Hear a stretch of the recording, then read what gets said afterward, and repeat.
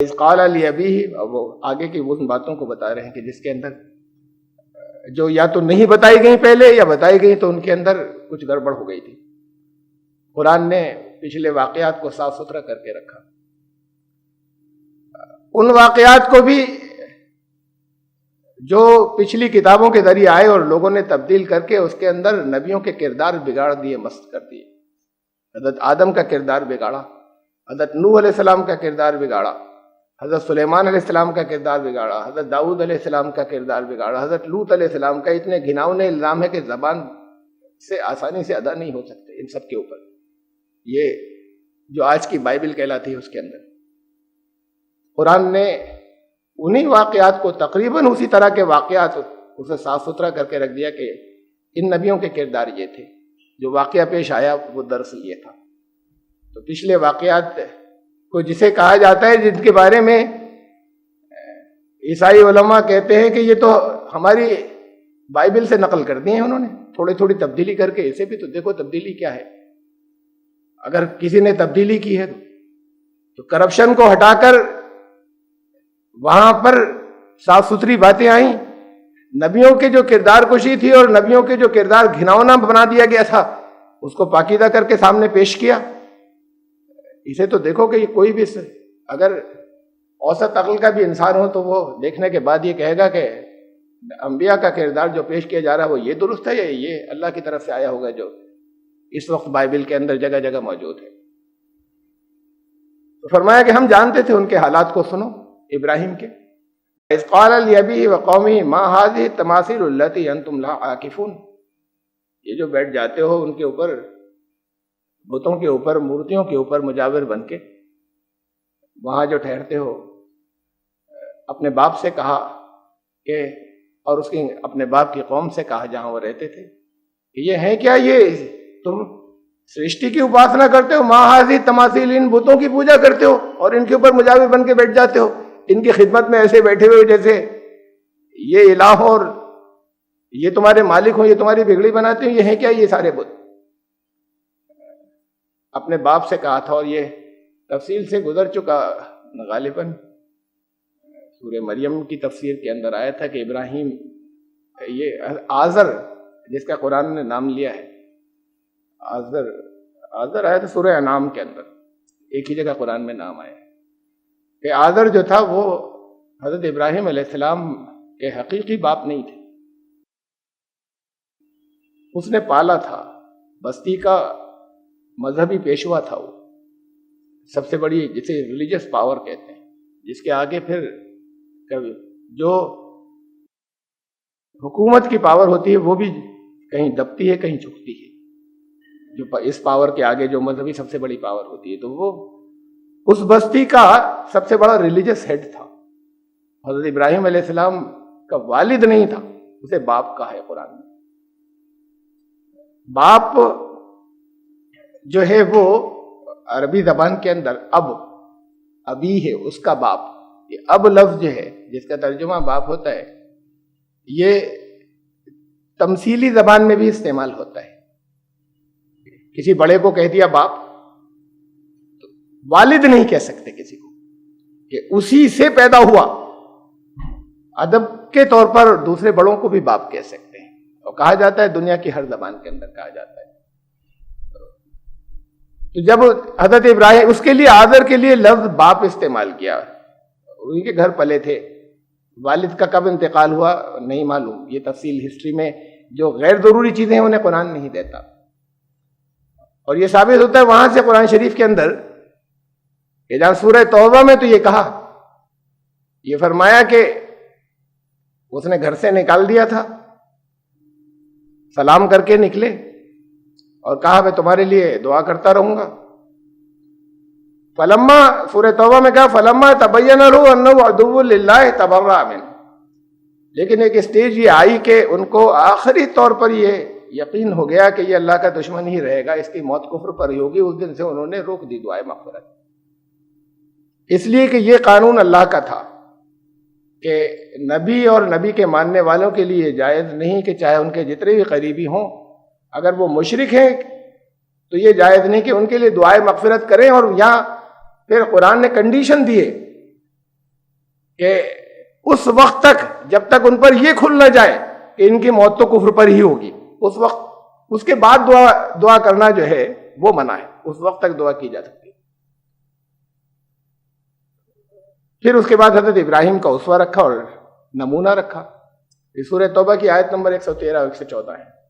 پھر حضرت ابراہیم کا کہ انہوں نے بھی یہ کیا تھا کہ اپنے باپ سے وعدہ کیا تھا آذر سے، باپ کا ہے وہاں پر بھی، اور ان کے لیے وہ دعا کرتے رہے، گھر سے جب نکلے تب بھی سلام کر کے نکلے اور کہا کہ دعا کرتا رہوں گا۔ یہ سورہ مریم میں ہے، یہ سورہ توبہ میں کہا کہ دعا کرتے رہے، لیکن ایک اسٹیج ایسی آئی کہ فائنل ہو گیا کہ اس کی موت کفر پر ہوگی، تو پھر انہوں نے روک دی، تبرأ منہ، پھر برات اختیار کر لی، پھر روک دیا تھا نا۔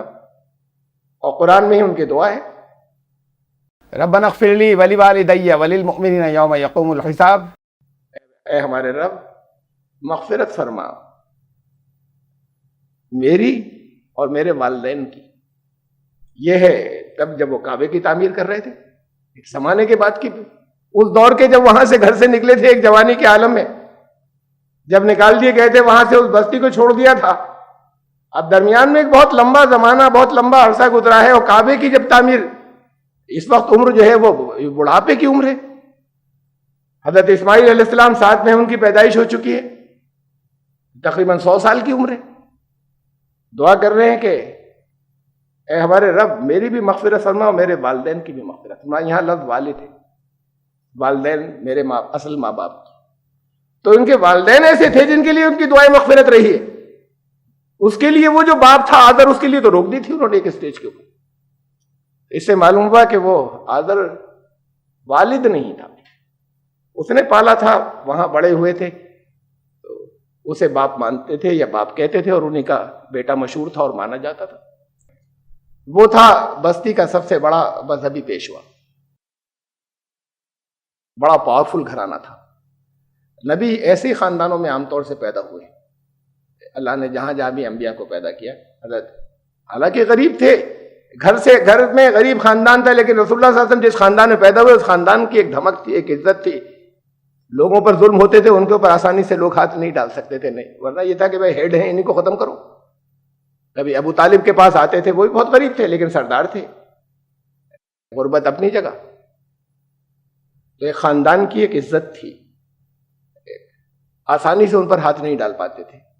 تو ایسے ہی حضرت ابراہیم علیہ السلام جس گھر کے اندر پلے بڑے، آسانی سے لوگ ہیں، ہدیے کے نمرود، اس کے ساتھ بھی جو کچھ ہوا، جو کچھ پیش آیا، تو اس نے بھی چاہے جتنا غصے سے لرز گیا ہو، چاہے وہاں پر جان سے مارنے کی انہیں ان الفاظ میں دھمکی دی تھی کہ دیکھتے نہیں، دربار میں بلا کر قتل کروا دیا کہ زندگی اور موت میرے ہاتھ میں، اور وہ ذرا سا بھی خوف کا شائبہ نہیں تھا، اس کے بعد جیل میں ڈال دیتے، جان سے مار دیتا، اس کے بعد بھی بستی میں رہے۔ تو یہ گھرانے کی بات تھی، جہاں یہ مذہبی پیشوا کے ایک اسٹیج کے اوپر جانے کے بعد جو شاہ وقت ہے وہ بھی داب کھاتا ہے، اس سے آگے نہیں بڑھے، کیسے ان کو قتل کرا دیں۔ یہ تو پھر بستی کے لوگ تھے، عوام، جب وہ کھڑے ہو گئے انہوں نے کہا کہ زندہ انہیں جلا دیں گے، آگ جلاؤ ان کے لیے، اور اس کے بعد پھر ان کے لیے آگ تیار کی گئی، پھر اللہ نے اس سے بھی بچا لیا، اس کے بعد بھی نہیں نکالے گئے بستی سے۔ جب یہ تو باپ کے ساتھ میں جب باتیں اس حد تک بڑھ گئی، اس نے کہا کہ اب میں تمہیں جان سے مار دوں گا، ورنہ کچھ دنوں کے لیے، یہ بھی نہیں کہا ہمیشہ کہ محبت تو تھی، کچھ دنوں کے لیے میری نظروں سے دور ہو جا۔ اس وقت سلام کر کے نکلے، کہا کہ قال سلام علیک ساستغفر لک ربی، اب آپ پر سلامتی ہو اور میں استغفار کرتا رہوں گا، اور اس وقت پھر بستی کو انہوں نے چھوڑا۔ تو یہ ان کے اس گھرانے کی بات تھی، وہ آذر کی پاور کی بات تھی جو اس بستی کے اندر تھی۔ ان سے اپنے باپ سے کہا یا اس آذر سے کہا اور اپنے قوم سے کہا کہ یہ کیا بتوں کی پوجا کرتے ہو، تم ان کے اور ان کے مجاور بنے بیٹھے ہو۔ قالوا وجدنا آبانا لہا عابدین، یہی جواب ہمیشہ رہا ہے شرک پر ڈٹے رہنے والوں کا، ہم اپنے باپ دادا سے، ہم اسی ڈگر پر رہیں گے، اپنے باپ دادا سے یہی دیکھتے چلے آ رہے ہیں، ہم نے اپنے باپ دادا کو اسی کے اوپر پایا، وہ انہی کی بندگی کرتے تھے تو ہم بھی کرتے ہیں، عقل کا کوئی معاملہ نہیں ہے۔ نبیوں نے ہمیشہ جب بھی شرک کو توڑنا چاہے تو دلیلیں دی ہیں کہ عقل تو استعمال کرو، کیا کر رہے ہو یہ، جواب ہمیشہ یہ آیا کہ دھرم کے اندر، دین کے اندر، مذہب کے اندر عقل کا کوئی حصہ نہیں. یہ تو آنکھیں بند کر کے، یہ تو اندھ وشواس کی چیز ہے. یہ تو آنکھیں بند کر کے سر جھکا دینے اور سر تسلیم خم کرنے کی چیز ہے. یہاں سوچ کا کوئی حصہ نہیں. جواب یہ آتا، ہم اپنے باپ دادا سے دیکھتے چلے آ رہے ہیں کہ اس راستے کے اوپر تھے، ان کی بندگی کرتے تھے، ہم بھی کریں گے. یہاں دلیلیں آ رہی ہیں، دلیل کے جواب میں بات یہ آتی تھی. قرآن نے آپ سے کہا کہ سمجھائیے عیسائیوں کو 3 ایک نہیں ہوتا، 1 3 نہیں ہوتا. خدا 3 بھی ہے، خدا 1 بھی ہے. سوچو یہ کیسے ہو سکتا ہے؟ وہ کہتے ہیں اٹس اے مسٹری. جب پھنس جاتے ہیں، جب دلیلوں کا جواب نہیں دے پاتے کہ یہ ایک راز ہے. It's a matter of faith. یہ عقیدے کا حصہ ہے، اس میں دلیلیں نہیں چلیں گی. دیتے ہیں پہلے، اٹک جاتے ہوئے کہتے ہیں دلیلوں کی بات نہیں، اسے ایسے ہی ماننا ہے. یہ سمجھنے کی بات نہیں، اسے مان لو. قرآن نے آپ سے کہا کہ ان سے کہو کہ تمہاری دیوی دیوتا کسی طرح کی کوئی پاور نہیں رکھتے. ایک مکھی تو پیدا کر نہیں سکتے. مکھی پیدا کرنا تو بہت بڑی بات ہے، کریٹ کر دینا تو بہت بڑی بات ہے. یہ مکھی جو تمہارے ان کے کھانے کے اوپر بیٹھ جاتی ہے اور پھر اس کے پیروں میں جو کچھ چپک جاتا ہے، جو کچھ اسے لے کر وہ اڑ جاتی ہے، یہ اسے ریکور نہیں کر سکتے، وہ اسے چھین کر نہیں لا سکتے. اتنے کمزور ہیں ان کے معبود، جن کی یہ الہ، جن کی یہ پوجائیں کرتے ہیں، جنہیں یہ پاورفل سمجھتے ہیں، جنہیں یہ بااقتدار سمجھتے ہیں، یہ اتنے کمزور ہیں. دلیلیں دو. کہتے ہیں دلیل کی بات نہیں ہے، ترک کی بات مت کریے. یہ آستھا کی بات ہے، اسے ایسے ہی ماننا ہے. یا ترک کا کوئی بات نہیں. یہی جواب آتا ہے نا. اگر ترک کی بات ہو تو قرآن ہر جگہ دلیل کی بات کرتا ہے. اللہ کا کلام بھرا پڑا ہے دلیلوں سے، کہ دیکھتے نہیں اپنے چاروں طرف. ان دلیلوں سے تم توحید کے اوپر کیوں نہیں پہنچتے؟ تمہیں پہنچ جانا چاہیے.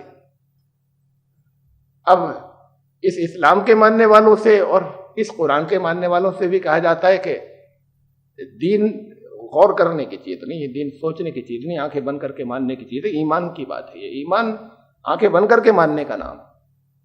اللہ نے دلیلیں دی. آپ سے کہا کہ آپ ہندوؤں سے یہ کہیے کہ ذرا عقل کا استعمال کرو. کیا کہہ رہے ہو؟ عیسائیوں سے کہیے ذرا عقل کا استعمال کرو. 3 بھی وہی اور 1 بھی وہی ہے. 3 اور 1 برابر کیسے ہوں گے؟ کیا کہہ رہے ہو؟ وہ کہتے ہیں یہ آستھا کی بات ہے، وہ کہتے ہیں یہ فیتھ کی بات ہے، عقل کی بات مت کرو. تو پھر آپ سے بھی سوال نہیں کیا جائے کہ آنکھیں بند کر کے دین تو اسے کہا جائے گا، ایمان اسے کہا جائے گا کہ آنکھیں بند کر کے مانو. ہم تو آنکھیں بند کر کے نہ مانے، اور تم جتنی باتوں کو مانتے ہو بغیر دلیل کے اس کے اوپر قائم رہو کہ ہمیں ہمارے گھر کے اندر اور ہمارے مسلک کے اندر اور ہمارے گروپ کے اندر تو یہی باتیں چلی آ رہی ہیں، ہم اسے مانیں گے. دلیل چاہے کچھ بھی ہو، دلیل کی بات نہیں ہے صاحب. تو پھر دوسروں سے کیسے کہہ سکتے ہیں آپ؟ قرآن نے دلیلیں دی ہیں اور دلیلیں طلب کی ہیں. ان سے کہو کہ لاؤ ثبوت اگر سچے ہو. دلیلیں مانگی ہیں کہ دلیل کی بات کرو اور دلیلیں دی ہیں سوچ سمجھ کر. تو ان کی جواب ہمیشہ اندھ وشواس والوں کا یہی ہوتا تھا، قالوا وجدنا آباءنا لها عابدین. ہمیں ہمارے مسلک میں یا ہمارے باپ دادا سے یا ہمارے گروپ کے اندر تو یہی چلا آ رہا ہے، انہیں کی بندگی چلی آ رہی ہے، اپنے مسلک سے ہٹنے والے ہم نہیں ہیں. دلیل کا کوئی مسئلہ نہیں ہے. قال لقد کنتم انتم وآباؤکم فی ضلال مبین. ابراہیم نے کہا کہ تم بھی غلط راستے پر، تمہارے باپ دادا بھی غلط راستے کے اوپر، تمہارے مسلک کے لوگ بھی، تمہارے جہاں سے جو وہ پورا سلسلہ جس سے تم چلا رہے ہو وہ سب راستہ بھٹکے ہوئے لوگ. اصل میں تو بات یہ ہے، کوئی اگر وہ بھٹکے ہوئے ہوں تو تم چلتے ہی چلے جاؤ گے. یہ تو بھیڑ کی طرح کہ وہ بھیڑ اگر پورا گلہ جا رہا ہے، اگلی بھیڑ کو موڑ دیا جائے تو پورا گلہ ادھر مڑ جائے گا، ورنہ اگلی اگر گر رہی ہے جا کر تو پھر سب ادھر ہی گرتے چلے جائیں گے، بچ کر نہیں نکلیں گے. تو یہ ہے وہ جس کے اوپر تم کر رہے ہو کہ وہ بھی راستہ بھٹکے ہوئے تھے، غلط راستے کے اوپر تم بھی بھٹکے ہوئے. اصل بات یہ ہے، قالوا اجئتنا بالحق ام انت من اللاعبین. ان کا کیا کہتے ہو ہمارے اسلاف کو کہ یہ بھی بھٹکے ہوئے تھے؟ کیا سچ کہہ رہے ہو یا ایسی طرح ہنسی کھیل میں زبان سے نکل گیا تھا غلطی سے؟ یہ کیسے کہہ دیا تم نے کہ اسلاف بھی بھٹکے ہوئے تھے؟ ہم اسلاف کے راستے پر ہیں. تو یہ تم نے کہا کیسے؟ یہ واقعی کہہ رہے ہو تم یا یہ ایسی زبان سے یہ نکل گیا، تمہاری ہنسی کھیل میں نکل گئی یہ بات؟ یہ تو کہنے کی اجازت ہی نہیں. قال بل ربکم رب السماوات والارض الذی فطرہن وانا علی ذلکم من الشاہدین. تو فرمایا حضرت ابراہیم علیہ السلام نے کہا کہ ساری کائنات گواہ ہے جس چیز کی. تمہارا رب وہ ہے جو آسمانوں اور زمین کا رب ہے، جس نے جو ان کو وجود میں لایا ہے وہ ہے رب. اسے کیوں نہیں دیکھتے کہ چاروں طرف تمہاری پوری کائنات دلیل بنی کھڑی ہے؟ اس کو کیوں نہیں دیکھتے؟